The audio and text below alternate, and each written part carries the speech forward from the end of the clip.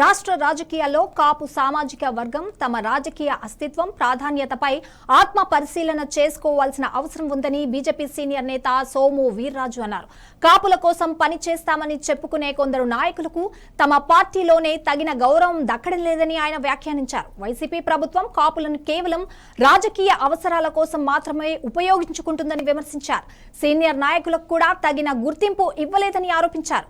కాపు రిజర్వేషన్ల అంశంపై రాష్ట్ర ప్రభుత్వం స్పష్టమైన వైఖరి తీసుకోలేదని తెలిపారు. అదే సమయంలో రాష్ట్ర జనాభాలో గణనీయమైన శాతం ఉన్న కాపులు తమ హక్కులు అస్తిత్వం గురించి మాట్లాడడంలో సంకోచించకూడదని ఆయన స్పష్టం చేశారు. నేను కాపులకి రిజర్వేషన్లు ఇవ్వనని చెప్తాడా?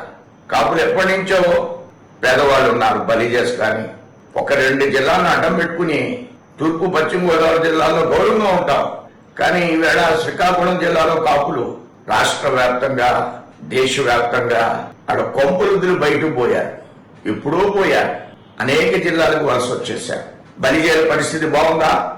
ఆత్మ పరిశీలన చేసుకుని చంద్రబాబు నాయుడు 5% రిజర్వేషన్లు ఇస్తాన్నాడు. ఇవాళ రాష్ట్రాలకే ఆ రిజర్వేషన్ ఇచ్చే అధికారాన్ని ఇచ్చింది కేంద్రం, భారతీయ జనతా పార్టీ. కాపులు నీవు వాడుకోవాలని, కాపుల్ని వినియోగించుకోవాలని వైసీపీ ప్రయత్నం చేయడం ఎంత మాత్రం కూడా సబబు కాదు.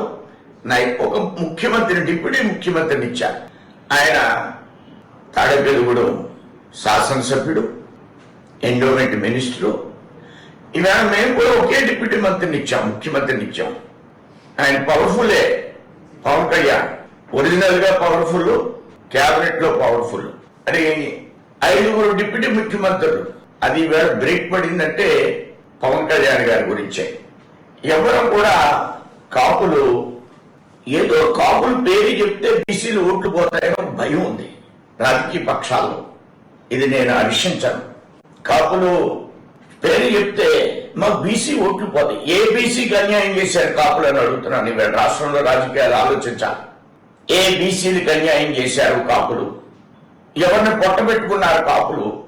ఈ రాష్ట్రంలో కాపులకు ఎవరైనా కాంట్రాక్టర్లు ఉన్నారా? ఈ రాష్ట్రంలో కాపులకి ఎవరికన్నా పిలిచి వాళ్ళు